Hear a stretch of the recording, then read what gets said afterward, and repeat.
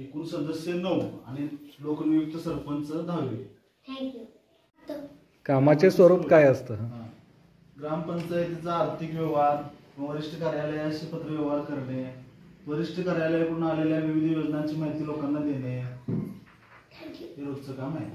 आम्हाला काय संदेश द्याला? काय संदेश द्या?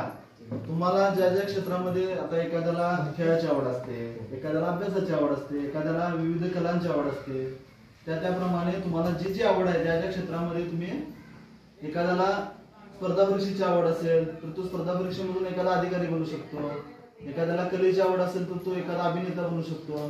त्याप्रमाणे तुम्हाला जी जी आवड आहे त्याप्रमाणे तुम्ही बनण्याचा प्रयत्न करा.